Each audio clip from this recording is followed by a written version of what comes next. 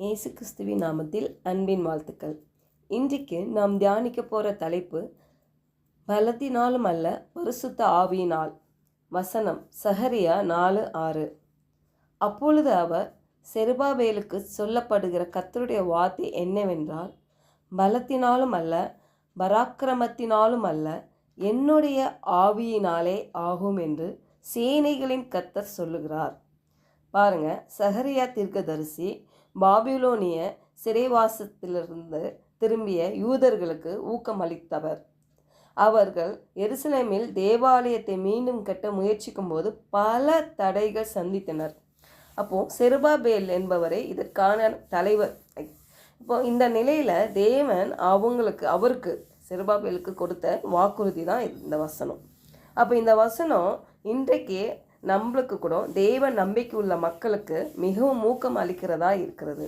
அப்போ தேவனுடைய செயல்கள் மனித முயற்சிகளால் முடிவடையாது, மாறாக அவர் தன் ஆவியின் வல்லமையினால் செயல்படுகிறார் அப்படின்றத நம்ம பார்க்குறோம்.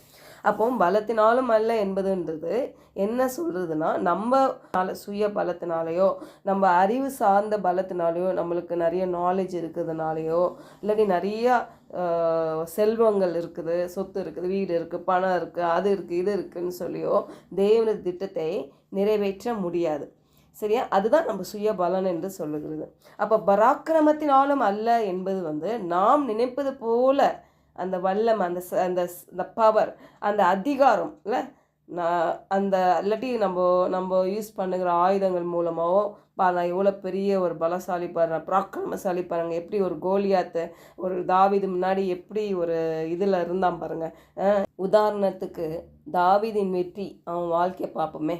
1 சாமுவேல் 17 நம்ம பார்க்கும் பொழுது, கோலியாத்துடன் யுத்தம் செய்யும்போது தாவீதிடம் ஆயுதங்களோ பெரிய படையோ இல்லை. ஆனாலும் அவர் என்ன சொல்கிறார் பாருங்களேன், நான் வாளினாலும் ஈட்டினாலும் அல்ல கர்த்தருடைய நாமத்தினால் உன்னை எதிர்க்கிறேன். பாருங்களேன், அதுதான். அப்போது நம்முடைய பலத்தினால் பராக்கிரமத்தினால அல்ல, தேவனுடைய நாமத்தினால, தேவனுடைய பலத்தினால, தேவனுடைய அந்த ஆவியினால் என்ன பண்ணணுமா? எதிர்க்கணுமா பிசாசை. அப்போது தாவீது வெற்றி பெற்ற போது தனது பலத்தினால் அல்ல, தேவனுடைய ஆவியின் உதவினாலேயே அவர் வெற்றி பெற்றார் என்று நாம் பார்க்கிறோம். தேவைகளுக்காக, நம்ம சுகத்துக்காக, நம்மளுடைய பொருளாதார காரியத்துக்காக தேவனை நோக்கி நம்ம சார்ந்திருக்கும் பொழுது கண்டிப்பாக தேவன் அவர் இந்த வாக்குத்தத்தத்தை சொல்கிறார் பாருங்களேன், உன்னோட பலத்தினாலையும் உன்னோட அறிவினாலேயும் உன்னோட சக்தினாலேயும் இது கிடைக்காது, ஆனால் என்னுடைய ஆவினாலே ஆகும் என்று சேனையில் கர்த்தர் சொல்கிறார். அந்த இடத்த நீ விசுவாசித்தினா தேவனால் கூடும். தேவன் என்னை நடத்துகிறாரு, அவர் என் தகப்பன், அவர் என்னை வழி நடத்துகிறவர், அவர் என் மேய்ப்பராகிய கர்த்தர், அவர் என் வீட்டின் தலைவர், அவரால் கூடாத காரியம் ஒன்றுமே இல்லை. அப்பா, என்னால் ஒன்றும் முடியாது, கண்டிப்பாக உங்களால் முடியும் ஆண்டவரே, உங்கள் ஆவினால் ஆகும் என்று எழுதியிருக்கிறதே அப்படின்னு விசுவாசத்தோட உரிமையோட நம்ம இதை பிரகடனம் பண்ணுகிறப்போ நம்ம வாயில் கண்டிப்பாக தேவனோட ஆவி ரிலீஸ் ஆகுது பாருங்களேன். இப்போ நம்ம ஒரு வேளை முயற்சி எடுக்கலாம் இல்லை, நம்ம இந்த திட்டங்கள்லாம் நம்ம நினச்ச காரியங்கள் செய்து, சில பேர்லாம் பாருங்களேன் நினச்சதை செய்து முடிச்சிருவாங்க.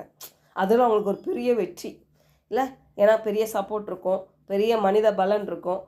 ஆனால் அவங்க அப்போது மனித முயற்சிகளுக்கு ஒரு எல்லை உண்டு, ஒரு சர்டன் எல்லைக்குள்ளே தான் அவங்களால முடியும் பாருங்கள். ஒரு அளவுக்கு தான் அவங்க நினைக்கிறத சாதிக்க முடியும். ஆனால் தேவனுடைய ஆவி செயல்படும் போது எல்லா தடைகளும் உடைக்கப்படுமா பாருங்கள். நம்ம பெருசாக யோசிக்கிறது கூட அது நடக்கணும்னா நம்ம எல்லைக்கு நம்மளுக்கு தகுதி இவ்வளோதான் இருக்குன்றது நம்மளுக்கே தெரியும் பாருங்கள். ஆனால் அதை காட்டிலும் தேவனுடைய ஆவி செயல்படும் போது நம்ம ஒரு எல்லைன்ற ஒரு இடம் இருக்குது பார்த்தீங்களா, அதை உடைக்கிறதுக்கு தேவனுடைய ஆவி போதுமானதாக இருக்குது. அப்போ தேவனுடைய பரிசுத்த ஆவியே எல்லாவற்றிற்கும் மூல காரணமாக இருக்குது. அவர் நம்மோடு இருந்தால் நாம் எந்த வேலையையும் நிறைவேற்ற முடியும் பாருங்கள். எல்லா முயற்சிகளும் வெற்றி ஆகும்.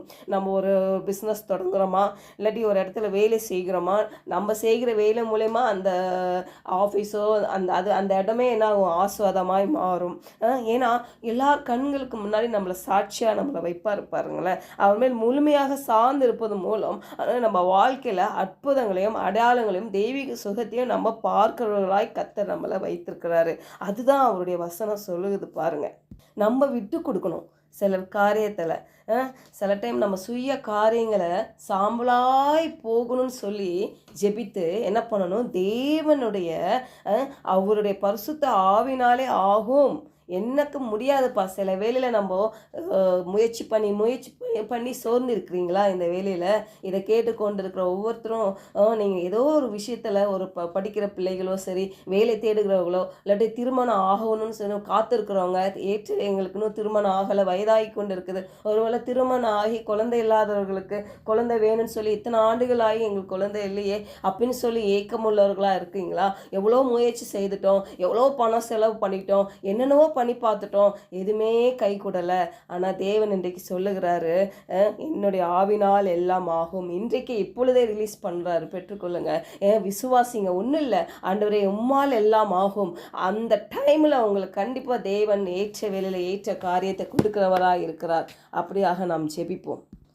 அன்புள்ள தகப்பனே, எங்கள் வாழ்க்கையில் எதையும் எங்களுடைய சுய திறமையால் செய்ய நினைக்காமல் பரிசுத்த ஆவியானவரின் வழிநடத்தலில் நடக்க எங்களை விட்டு கொடுக்கிறோம். தேவனுடைய ஆவி செயல்படும் போது மட்டுமே பெரிய காரியங்கள் நிறைவேறும் என்று விசுவாசிக்கிறோம் அப்பா. இந்த வேலையில் விசேஷமாக திருமணம் ஆகாதவர்களுக்காக செபிக்கிறோம்.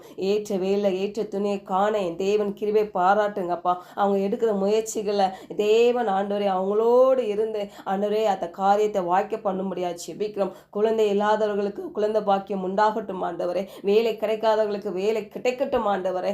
அப்பா, பிஸ்னஸ் ஆரம்பிச்சவங்களுக்கு அது வெற்றியாய் அது ஆண்டவரே அவங்களுக்கு கிடைக்க உதவி செய்யுங்க. அதில் அவங்க நிறைய லாபத்தை பார்த்து ஆண்டவரே அப்பா உண்மை நாம் மகிமைப்படுத்தும்படியாக நாங்கள் செபிக்கிறோம். ஊழியை செய்கிறவர்களுக்கு அந்த ஊழியங்கள் வாய்க்கட்டும் ஆண்டவரே. அவங்க மேலே வைத்திருக்க திட்டங்கள், அவங்க மேலே வைத்திருக்கிற ஆண்டவரே நீர் வைத்திருக்க அந்த தீர்மானங்கள்லாம் நிறைவேறும்படி இந்த வேலையில் ஆண்டவரே பரிசுத்த ஆவியானவரினாலே ஆகும் என்று நாங்கள் பார்த்தோமே. அப்படியாக ஆக போகிறதுக்காக நன்றி அப்பா. படிக்கிற பிள்ளைகளுக்கு தெய்வீக ஞானம் கொடுத்து ஆண்டவரே உம்முடைய பிள்ளைகள் ஒவ்வொருத்தரும் ஆண்டவர் வெற்றி சிறக்கும்படியாக இந்த பூமியில் ஒவ்வொரு துறைகளும் பிள்ளைகள் வருவார்களாக என்று இயேசு நாமத்தினாலே ஜெபிக்கிறோம் நல்ல பிதாவே. ஆமென்.